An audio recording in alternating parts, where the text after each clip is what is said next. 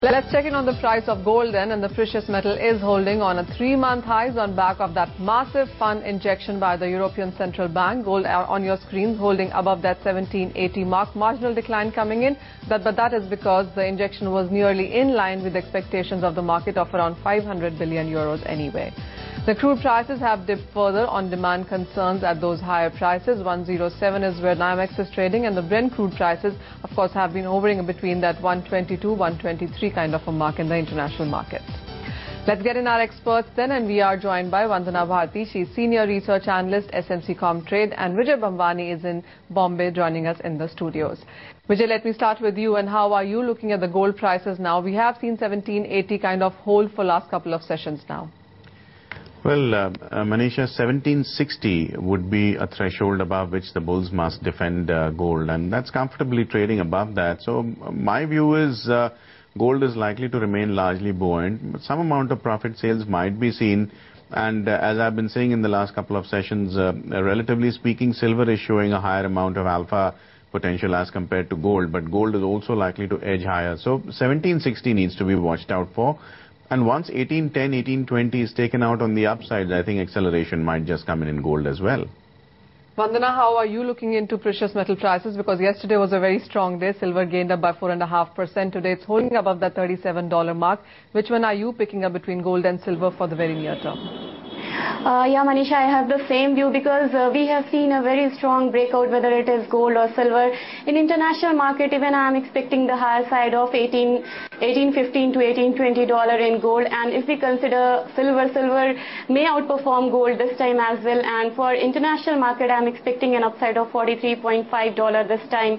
So yes, this is the time when one should accumulate gold, silver, whether it is in physical form or future form. So yes, this is the time when one should go for silver, because I'm expecting that this commodity may outperform gold.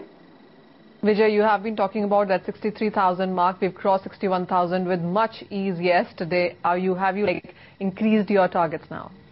Manisha, I think 64,000, 64,500 is immediate minor resistance. I would like to stress on the word minor here. 64,500 would be a minor resistance. There might be just a short-term retracement, which the bulls might just take as a second opportunity to buy into silver, and then probably upwards towards 67, 68,000.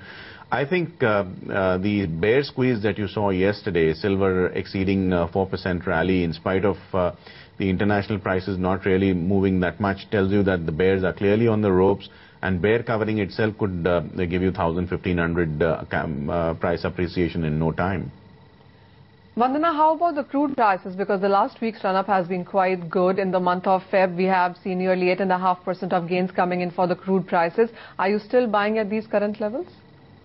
Manisha, I am waiting for some more correction because rally was overstretched and we are overdone with the news of the tension between Western countries and Iran. So here I am expecting more downside of, say, in Indian market, I am expecting the level of 5,200. For international market, I am again expecting a level of 104. So yes, $104 in international market and 5,200 in Indian market. These are the comfortable level where buyers should again re-enter in this commodity. Vandana, also talking about the base metals here, we have seen good gains come in for that one as well. ECB liquidation or the injection was something markets were waiting for. That has come into the markets. Would you now look at some consolidation, or do you think this is enough to push the prices much higher? Because base metals, they are moving on their own fundamentals. If we see the nickel is trading in a range. If we see copper and aluminium, they have seen good upside. Yes, aluminium is the commodity which has very good correlation with crude prices.